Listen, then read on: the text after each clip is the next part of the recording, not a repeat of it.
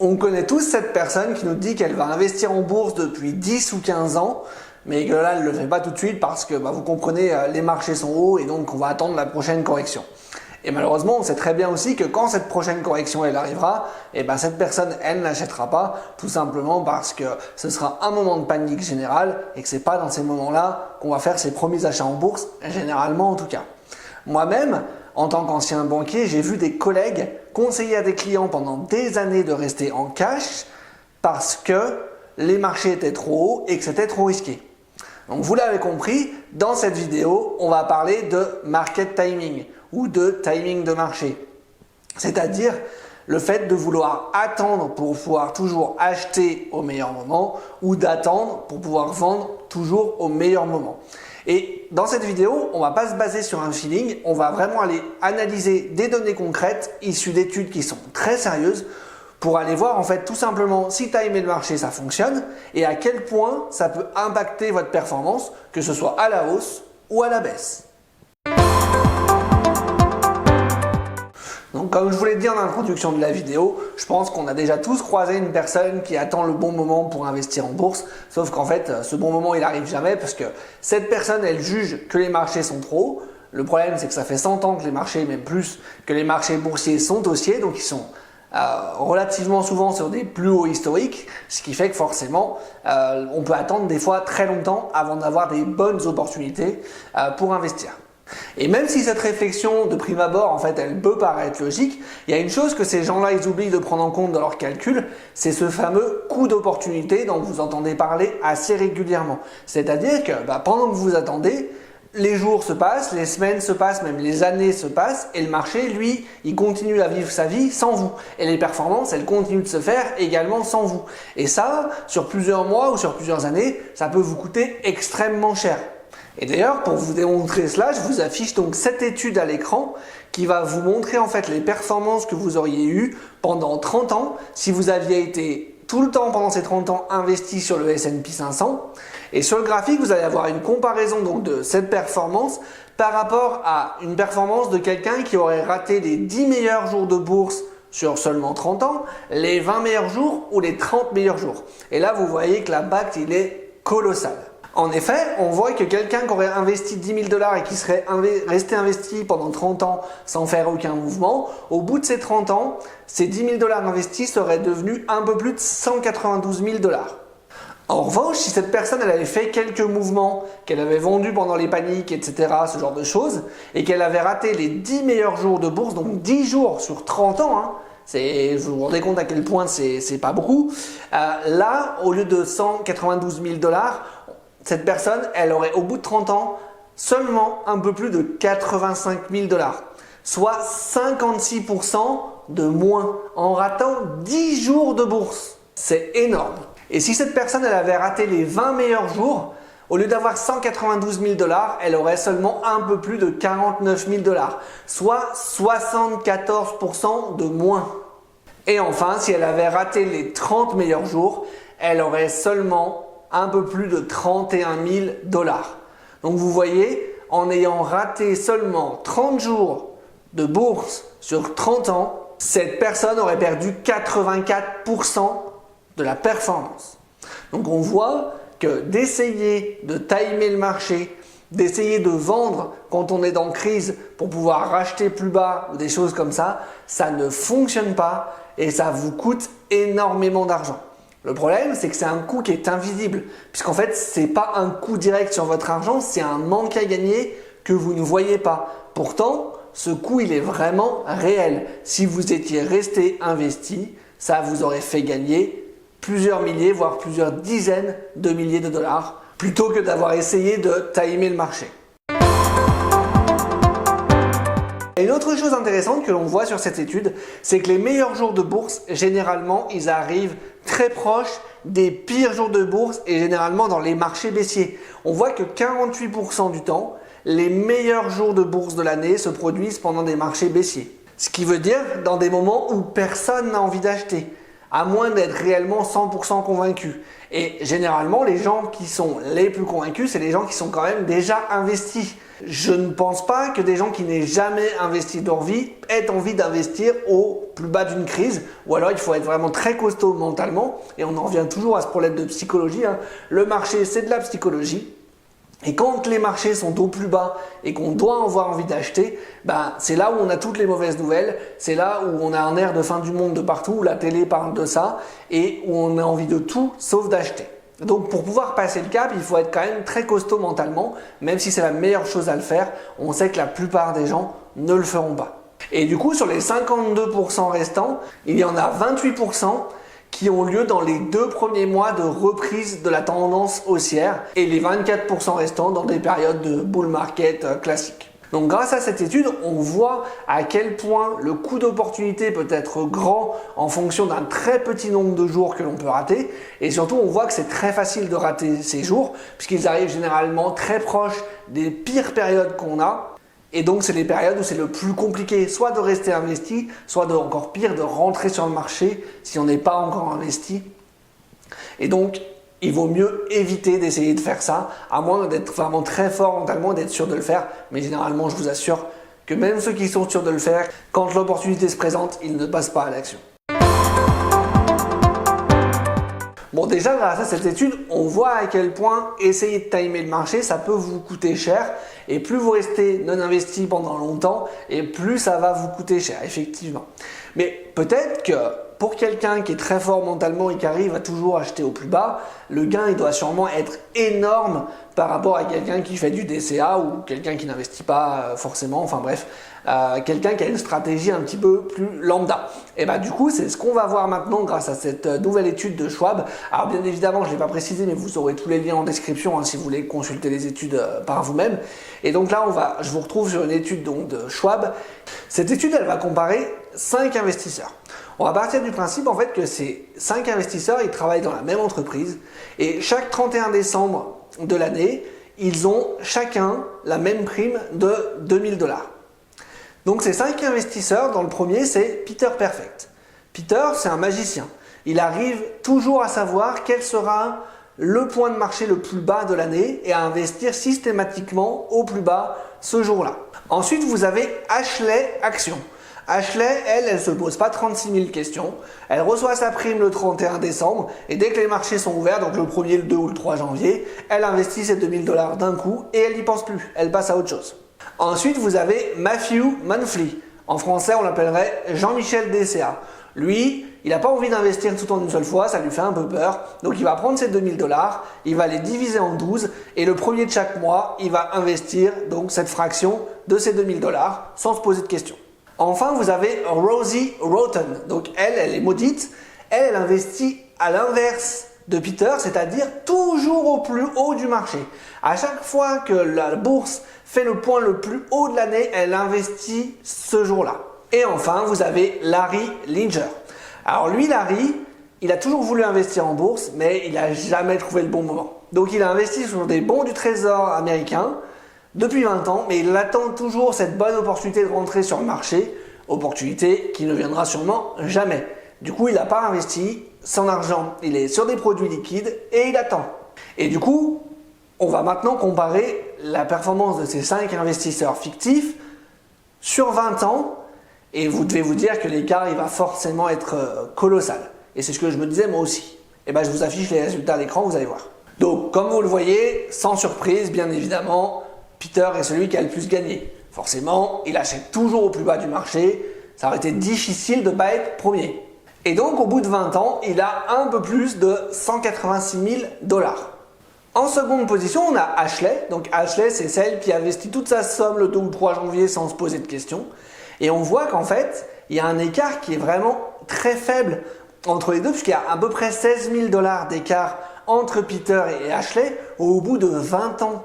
Soit même pas 10% de surperformance de la part de Peter, qui, je vous le rappelle, a réussi à tous les jours, chaque année, pendant 20 ans, à investir au plus bas de chaque année. Cette stratégie ne lui a procuré une surperformance que de à peine 10%. C'est rien du tout sur 20 ans. Et en troisième position, vous avez Matthew. notre Jean-Michel DCA à nous, hein, qui a un peu plus de 166 000 $. Donc lui, il est un petit peu plus en retrait par rapport à Ashley, tout simplement parce que Ashley, elle investit ses 2 000 $ d'un coup, et donc elle fait travailler ses 2 000 $ d'un coup. Et Matthew, lui, en échelonnant le capital, forcément, il y a chaque année un peu moins de capital qui travaille mois après mois, donc ça lui fait un peu moins de performance. Mais il n'y a que 4 000 $ entre lui et Ashley, et donc il n'y a que 20 000 $ entre Peter et lui. Encore une fois, au bout de 20 ans, on peut se dire qu'effectivement 20 000 $ c'est une somme, et je ne vais pas vous dire le contraire, mais par rapport à ce qu'on s'attendrait, c'est relativement peu, je trouve. Et enfin, vous avez donc Rosie la maudite qui investit toujours, elle, au plus haut du marché. Et bien même elle a généré un peu plus de 151 000 $. Ce qui veut dire qu'elle a à peine 35 000 $ d'écart avec Peter. Alors encore une fois, 35 000 $ c'est une somme, mais rappelez-vous que vous en avez d'un côté un qui achète toujours au plus bas et de l'autre côté, celle qui achète toujours au plus haut. Ce qui veut dire que en fait, dans la vraie vie, c'est impossible d'être ni l'un ni l'autre, en fait, à moins vraiment d'être maudit ou d'être un génie. Et c'est sur 20 ans. Donc vous voyez, on se prend la tête des fois à se dire, il faut vraiment que j'investisse au bon moment, etc. L'impact, il est vraiment marginal sur quand vous allez investir. Et finalement, le mieux, c'est vraiment d'investir tous les mois la même somme, le fameux DCA, sans trop se poser de questions. Et on n'a pas parlé quand même de notre dernier cas, qui la décroche quand même complètement. Notre fameux Larry, qui lui attend toujours le bon moment pour investir. Bon bah lui, il a généré à peine 47 000 $. Donc il est bien loin derrière Rosie, et encore plus loin bien évidemment de tous les autres qui sont bien devant lui. Donc vous voyez, la pire erreur encore une fois à faire, c'est de ne pas investir et d'attendre. Attendre, c'est vraiment ce qui va vous coûter le plus cher, même si ce n'est pas un coût que vous allez voir et que vous allez payer avec de l'argent qui va sortir de votre portefeuille. Ce coût d'opportunité, il est vraiment réel et c'est un manque à gagner que vous ne pourrez jamais récupérer. Maintenant, il y a une chose qui est à noter sur pourquoi aussi le market timing ne fonctionne pas. Les gens pensent que pour réussir à timer le marché, il faut juste avoir raison une fois. Mais c'est faux. Il faut avoir raison au moins 2 fois, c'est-à-dire à l'entrée, rentrer au bon moment, et également à la sortie, vendre au bon moment. Alors bien évidemment, la majorité des performances, elle se fait à l'achat. Donc si vous réussissez à acheter au bon moment, ça sera beaucoup plus facile de faire des gains, même si vous loupez un peu votre sortie, généralement c'est moins grave. Mais on le sait également, à moins d'avoir un énorme coup de bol, vous n'allez jamais réussir à timer le point bas d'un marché. Et même si ça arrive, vous n'allez certainement pas investir une seule fois dans votre vie. Vous n'allez pas avoir d'un coup 300 000 €, les mettre sur le marché et plus jamais faire aucune opération. Généralement, la plupart des gens, ils ont une somme à investir à un moment donné, ils l'investissent, quelques années après ou quelques mois après, ils en ont à nouveau une qui vont réinvestir, etc. Et si vous essayez à chaque fois d'attendre le point bas, bah, tout ce que vous allez faire, c'est attendre et payer un coût d'opportunité sur le long terme qui va être énorme. Alors qu'en fait, le plus simple, les stratégies les plus simples sont souvent les meilleures.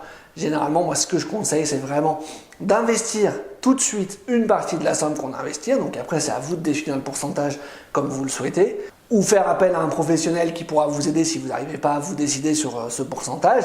Et la somme restante, vous la divisez selon la période de temps que vous voulez investir et vous faites un DCA sur cette somme qui reste, ce qui vous permet en fait de lisser les fluctuations à court terme ou au moyen terme. Et généralement, sur le temps long, vous serez gagnant. Et il faut bien vous rappeler en fait que ce qui fait que le market timing ne fonctionne pas, c'est simplement la psychologie. Les meilleurs jours pour acheter, c'est quand le marché est au plus bas, quand il y a les pires nouvelles qui existent, quand tout le monde est au fond du trou. Et c'est à ce moment-là que vous avez envie de tout faire sauf d'acheter. C'est exceptionnellement difficile d'acheter dans ces moments-là. Et c'est pour ça que la plupart des gens, même s'ils s'en sentent capables, ne le feront pas. Vous allez au minimum vous dire ok, c'est peut-être une bonne période pour acheter, mais potentiellement ça peut aller plus bas, parce que ça peut toujours aller plus bas, et donc vous allez attendre un retournement, des confirmations, ce genre de choses, sauf qu'en fait le temps que vous attendez, bah, le marché il a peut-être repris 10, 15, 20, 30%, et donc vous avez déjà raté cette hausse. Donc il faut plutôt vous dire que vous investissez tous les mois, comme ça vous n'avez pas de questions à vous poser, régulièrement, que ça monte, que ça baisse, sans réfléchir. Je voulais également vous montrer cette étude de Vanguard qui a comparé pour le coup le lump sum au DCA. Donc le lump sum, c'est le fait d'investir tout ce qu'on a à investir d'un seul coup. J'ai 10 000 euros, je prends ces 10 000 euros, j'achète aujourd'hui un ETF MSCI World par exemple. Et le DCA, c'est de diviser cette somme sur une plus ou moins longue période de temps, ça peut être 1 an, 2 ans, 3 ans, peu importe, et d'investir une fraction de cette somme, donc tous les mois, sans se poser de questions. Donc, cette étude, elle nous montre que dans 68% des cas, le lump sum, donc le fait d'investir tout en une seule fois, bat le DCA. Et en fait, c'est normal quand on y réfléchit. Les marchés sont bien souvent haussiers, et le fait d'avoir tout son argent qui va travailler d'un seul coup, plutôt que d'en avoir une fraction, puis un peu plus, à chaque fois, va mathématiquement faire que celui qui fait un DCA aura moins de performance parce qu'il aura moins de capital au travail. Si je voulais vous présenter cette étude, c'est absolument pas pour faire la promotion du lump sum, c'est pour vous rappeler que ça, c'est des statistiques. Et les statistiques, c'est très bien, mais vous ne vivez pas dans un monde de statistiques, vous vivez dans la réalité. Et si vous décidez de tout investir en une seule fois la veille du crack de la bulle internet où le marché met 13 ans à retrouver ses plus hauts, 13 ans, c'est long 13 ans, hein, je peux vous dire que vous avez 90% de chances de perdre de l'argent parce qu'en fait au bout d'un moment vous allez vous dire ouais bon en fait j'ai vraiment acheté au plus haut, c'est bon maintenant je revends et puis la bourse de toute façon c'est pas fait pour moi, ça marche pas et on abandonne. Alors que le fait de faire un DCA peut vous permettre de pallier ça. Et vraiment pour moi c'est vraiment la chose la plus importante, que vous ayez déjà une somme d'argent à investir ou que vous n'ayez pas de somme d'argent et que vous investissiez tous les mois, c'est vraiment pour moi le plus important de faire un DCA tout le temps. C'est-à-dire que même si vous avez par exemple, j'en sais rien, 100 000 euros à investir, que vous décidez de les investir sur 24 mois, même après ces 24 mois, il est important de continuer à faire un DCA. De ce que vous pouvez, même de 50 ou 100 balles par mois, c'est pas grave. Pourquoi? Parce que le DCA, il ne vous protège pas contre les baisses de marché. Peut-être que vous allez faire votre DCA pendant 2 ans et que le crack, il va arriver au bout de 2 ans et 1 mois. Bon bah là, dans ce cas-là, le DCA, il ne vous aura pas protégé sur grand-chose. Mais le fait de continuer à investir, même après cette période, va faire que vous allez acheter quand les prix vont baisser et quand le marché va se retourner, votre performance, elle va revenir à la hausse beaucoup plus rapidement. Donc le DCA, c'est important de le faire et de le faire sur la plus longue période de temps possible. C'est-à-dire de toujours continuer à investir tant que vous le pouvez. Et surtout, là, sur ce que je vous affiche à l'écran sur cette étude de Vanguard, on voit la différence de résultats entre un lump sum et un DCA et on voit que les écarts, ils sont quand même assez ridicules. Là, vous voyez, on compare un investissement qui a été fait entre 1976 et 2022 et on voit que même pour une personne qui était 100% en action, l'écart, il est d'à peine 2 500 $ entre les deux stratégies. Donc encore une fois, sur le temps long, effectivement, l'écart en dollars, il peut paraître important, mais si on le met en pourcentage, l'écart, il est ridicule. Donc est-ce que vraiment ça vaut le coup d'aller prendre le risque de mettre tout votre capital d'un coup pour potentiellement rentrer au pire moment, même si effectivement les probabilités sont faibles, elles existent, pour aller peut-être gagner 2, 3, 4, 5, même aller 10% sur du temps très long? Est-ce que ça vaut le coup de gâcher vos nuits de sommeil et surtout de prendre le risque de paniquer, de tout vendre et d'avoir définitivement perdu une partie de votre capital pour aller chercher 3, 4, 5 ou 10% de plus? C'est pas à moi de répondre à la question, hein, c'est à vous de voir avec vous-même. Et on voit également qu'ils ont comparé selon la stratégie donc du 60-40, donc 60% actions, 40% obligations, et ils ont fait également à l'inverse, c'est-à-dire 40% actions et 60% obligations. Et là on voit que forcément les obligations étant moins volatiles, l'écart est encore plus faible. Puisqu'on a un peu moins de 2 000 $ d'écart sur la stratégie 60-40 et à peine plus de 1 000 $ sur la stratégie 40-60. Donc vous voyez, les écarts sont ridicules. Comme on l'a vu, attendre le bon moment pour investir, c'est une mauvaise idée. Pourquoi? Parce que soit vous allez passer votre vie à attendre ce bon moment qui n'arrivera jamais, et même si un jour il arrive, vous ne le saisirez pas, soit vous allez systématiquement essayer d'aller optimiser pour quelques points de pourcentage, et sur le temps long, ça va vous coûter plus cher en coût d'opportunité que ce que ça va vous rapporter réellement, même si vous arriviez à saisir à chaque fois les points bas de marché. Voilà, bah écoutez, j'espère que cette vidéo vous aura plu. Si c'est le cas, n'hésitez pas à me le dire en commentaire, n'hésitez pas à liker, partager, commenter la vidéo. Abonnez-vous à la chaîne pour ne pas manquer la sortie des prochaines vidéos. Et moi, je vous dis allez, à la prochaine!